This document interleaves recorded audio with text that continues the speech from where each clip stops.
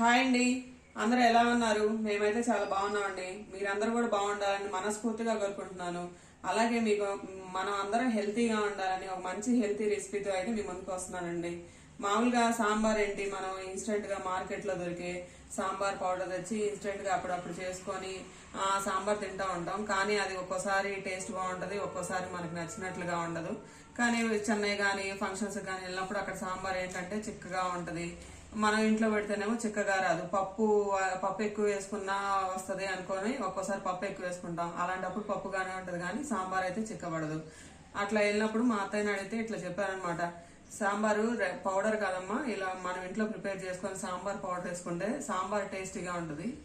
ఈ సాంబారు నువ్వు అన్నంలోకే కాదు, పప్పొంగల్ కానీ ఇడ్లీ కానీ దోశలోకి కానీ వేసుకున్నా కూడా బాగుంటది అని చెప్పారు.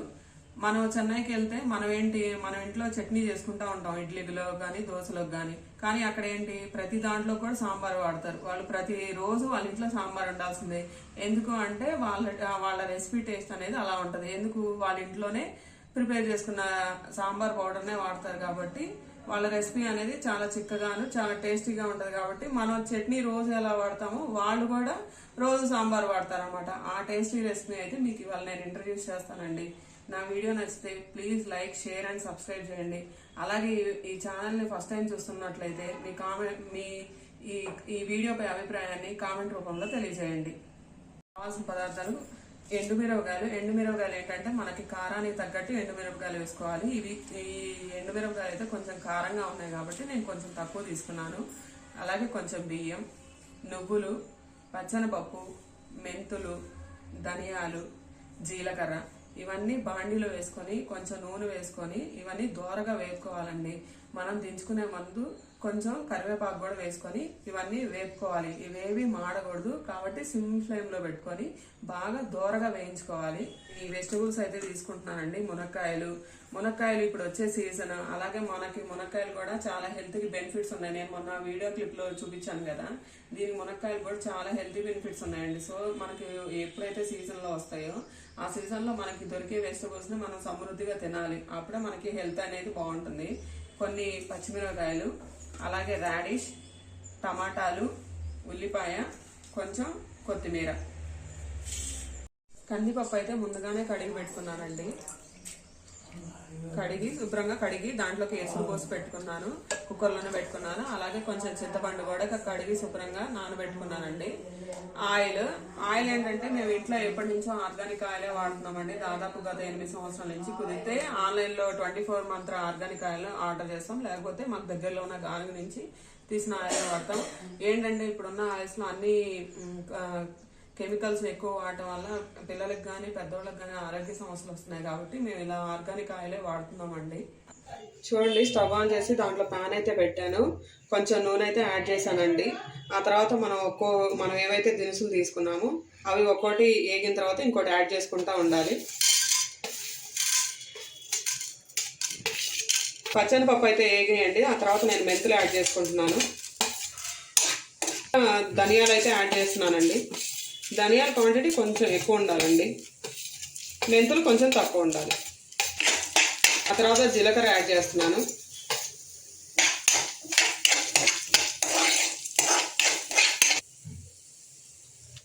ఎండుమిరపకాయలు బాగా వేగినాయండి. ఇవి వేగిన తర్వాత మనం బియ్యం కూడా యాడ్ చేసుకుందాం. అయితే యాడ్ చేశానండి. అవి కూడా ఇప్పుడు కలుపుకొని వేపుకోవాలి. ఈ వేపేటప్పుడు ఏంటంటే విత్తనాలు ఏవి మాడకూడదండి, సిమ్లో పెట్టుకొని కలుపుకుంటానే ఉండాలి. కరివేపాకు కూడా యాడ్ చేస్తున్నాను. అన్నీ బాగా వేగినాయండి. ఇంకా అన్నీ దించుకోబోతున్నాము అనుకున్నప్పుడు మనం నువ్వులను అయితే యాడ్ చేసుకోవాలి. నువ్వుల్ని ముందుగానే బాగా వేపుకోకూడదు, కొంచెం వేడి ఉంటే చాలు. కాబట్టి దింపుకోబోయే ముందు నువ్వులను అయితే యాడ్ చేస్తున్నాను.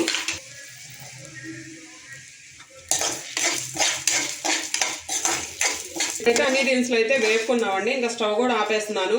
ఇప్పుడు మనం ఇన్స్టెంట్గా ఇంట్లో చేసుకునే సాంబార్ మసాలా పౌడర్ అంటే ఇదేనండి. మనం ఇన్స్టెంట్గా ఇంట్లో చేసుకోవాలంటే ఇవన్నీ దినుసులు యాడ్ చేసుకొని చేసుకోవాలన్నమాట.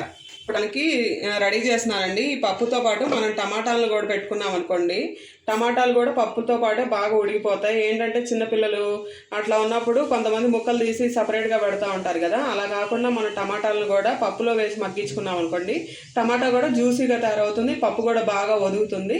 సో అందుకని నేనేం చేస్తున్నానంటే టమాటా యొక్క ముందు భాగం కోసేసి పప్పుతో పాటు ఉడకబెట్టుకుంటున్నాను అనమాట. టమాటాలు ఇట్లా అయితే కట్ చేసుకున్నాను, ఇది పప్పుతో పాటు పెట్టుకుంటున్నాను ఉడకబెట్టుకోవడానికి.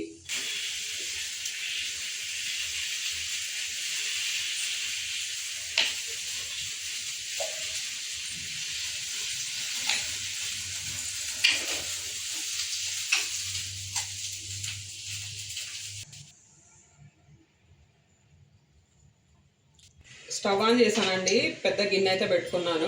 ఆ గిన్నెలో నేను 3 స్పూన్ల నూనె అయితే యాడ్ చేస్తున్నాను. తర్వాత ఇందులో నేను కొంచెం తాలింపు దినుసులు అయితే యాడ్ చేస్తున్నాను.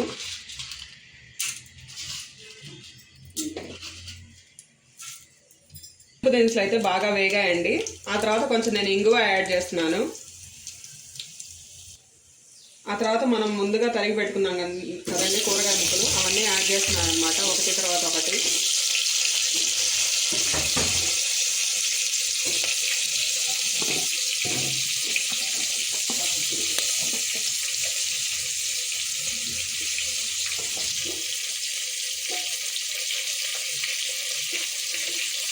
కొత్తిమీర పెట్టుకున్నాను కదండి, అందులో సగం క్వాంటిటీ అయితే నేను ముందే యాడ్ చేస్తున్నాను.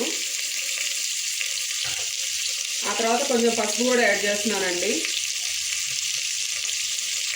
పప్పు అయితే బాగా ఉడికింది, చూసారు కదా, టమాటా ముక్కలు అన్నీ కూడా మెత్తగా అయిపోయినాయి అనమాట. సో ఇప్పుడు అది సాంబార్ అయితే బాగా కలుస్తుంది అనమాట, చూసారు కదా, బాగా ఉడికింది. ఓసారి పప్పు గుత్తితో అయితే స్మాష్ చేసుకుంటున్నానండి బాగా, ఇంకా చిక్కగా.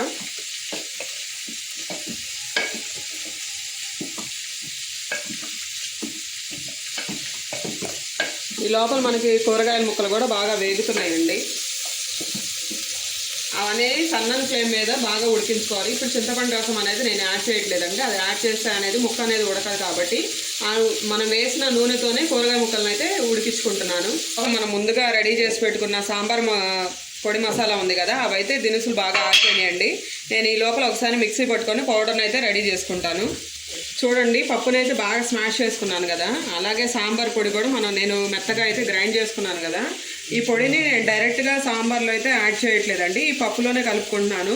డైరెక్ట్గా యాడ్ చేస్తే ఏంటంటే ఉండలు కట్టింది కాబట్టి నేను ఇట్లా దీంట్లో పప్పులో వేసుకొని దాంతో చక్కగా స్మాష్ చేసుకొని పప్పు గుత్తితో ఆ తర్వాత నేను సాంబార్లో అయితే యాడ్ చేసుకుంటున్నానండి. ఇట్లా డైరెక్ట్గా అయితే యాడ్ చేయకూడదు సాంబార్ పొడిని ఎప్పుడు.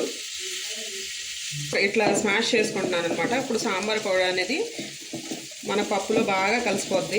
ముక్కలు అయితే బాగా ఉడికినాయండి. ఆ ఉడికిన తర్వాత నేను ఫస్ట్ చింతపండు పక్కన నానేసుకొని పెట్టుకున్నాను కదా, అందులో నీళ్లు రసం పిండుకొని ఆ నీళ్ళు అయితే యాడ్ చేస్తున్నాను.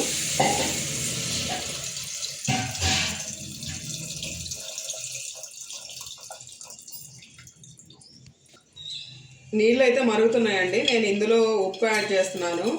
మనం ఇప్పుడు దాకా ఉప్పు అయితే యాడ్ చేసుకోలేదు. అలాగే కొంచెం బెల్లం కూడా యాడ్ చేస్తున్నాను.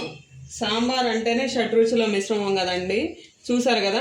నేను ఉప్పు యాడ్ చేశాను, కారం యాడ్ చేశాను, వగరికి రాడిష్ యాడ్ చేసుకున్నాం, అలాగే చింతపండు పులుపు యాడ్ చేసుకుంటున్నాం,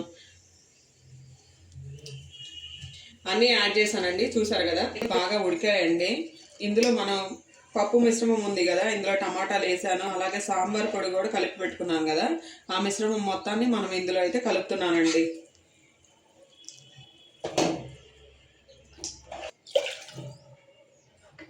కొంచెం ఇందులో మిగిలిపోయిందండి, అందుకని నేను ఈ సాంబార్ కొంచెం ఇందులో వేసుకొని కలుపుకొని దాంట్లో పోస్తున్నాను అనమాట. ఈ పప్పు మిశ్రమం మొత్తాన్ని ఇందులో యాడ్ చేశానండి. యాడ్ చేయగానే ఒక రకమైన ఫ్లేవర్, మంచి ఫ్లేవర్ అయితే ఇందులో నుంచి వస్తుందండి. చూసారా, సాంబార్ కూడా చిక్కబడిపోయింది.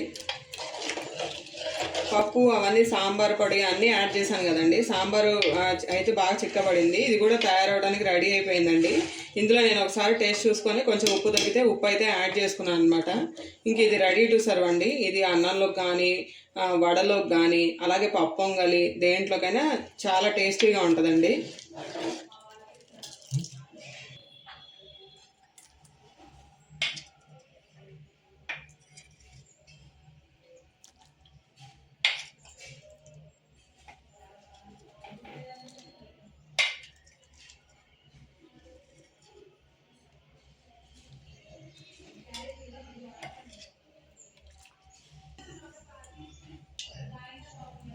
చూడండి, వేడి వేడి సాంబార్ అయితే రెడీ టు సర్వ్ అండి.